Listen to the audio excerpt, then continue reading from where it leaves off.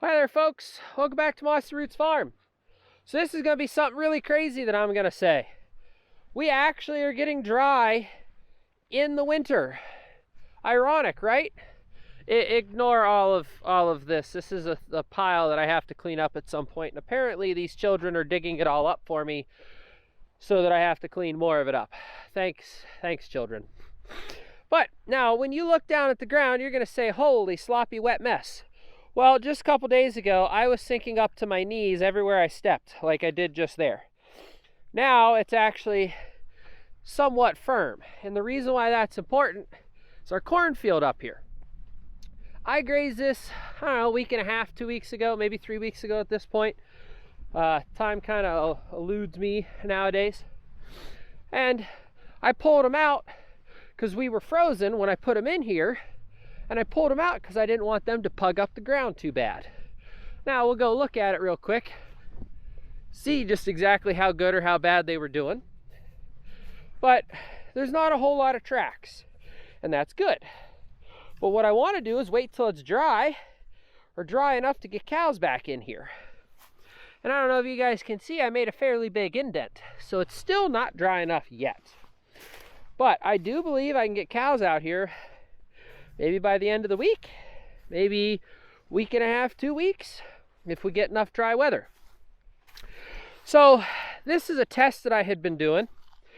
There was a research done by a person out in Wisconsin that did corn stalk grazing, which I thought was really stinking cool because not many people do actual research papers that you could do, or like it was a college research paper, so it wasn't just me coming out and saying, hey, this is good. You know, it was actually backed by some science and such. But the one thing, I had asked a local guy about this research paper, and the one thing he said is that it's sometimes hard to correlate a paper from Wisconsin to Ohio. And the reason that is because Ohio has different soils than Wisconsin. Now, not necessarily like entirely different because, you know, soil is still soil, and if it's a clay loam or a sandy loam, they're still about the same. But we have a lot of clay here, and I don't know if this place in Wisconsin has a lot of clay because I tried looking it up, but I failed in that department. But that's the thing that we were discussing. So if I get these cows out here right now, and it's way too wet, they pug it all up, cause a whole boatload of compaction, then we may end up losing yield the next year. And in this research paper, the guy specifically stated in his tests, if you get the cows out on frozen ground or dry ground, because essentially dry and frozen act the same way, then you have minimal to zero penetration test issues for the next year. Now, that may not be the correct test. I don't know what these tests were that he ran. I swear he said one was a penetration test, but I don't even know how you would do that. I'm not that much of a scientific farmer yet. Maybe I'll get there. He basically said, if you do it right, keep it dry, no issues on the soil.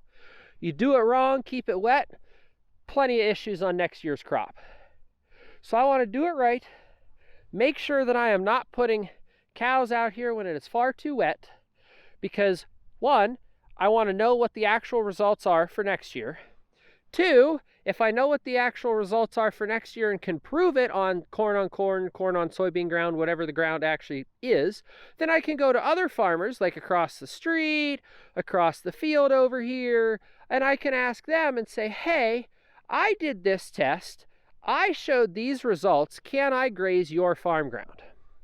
And the reason I may want to do that is that if I can graze enough other people's grounds while still benefiting that farmer, then we could create a symbiotic relationship where I might not need as much hay in years to come. Because over here, the neighbor has about 7 acres in hay ground, in pasture ground with a fence, and he's got about 10, 15 acres up there that he's going to do organic soybeans in. What if I got out there and grazed his soybean stubble for him? That would benefit the both of us, I would think. Well, those two are cute, laying in their mess. If I could get out there and graze that stuff for him, help him by not having as much residue that he has to then find a way to clean up or deal with in years to come, and I can get my cows a little bit of food. That benefits all of us. You know, that benefits him, that benefits me. And now I have seen some guys comment on Facebook, which I completely disagree with this. They say, well, if you can't afford to feed your cows, then don't have so many cows. And I go, it's not that I can't afford to, it's that I can find a way to make it less. So for example, if you drive a big honking diesel pickup truck and someone says, I'll pay for your fuel for the rest of your life in your big honking diesel pickup truck, how many of you can honestly say you would reject that offer? If that offer was no strings attached, here's $100 a week for as much diesel fuel as you need, you'd probably take it. So why would we take it when it comes to diesel fuel, but we wouldn't take it when it comes to farm ground?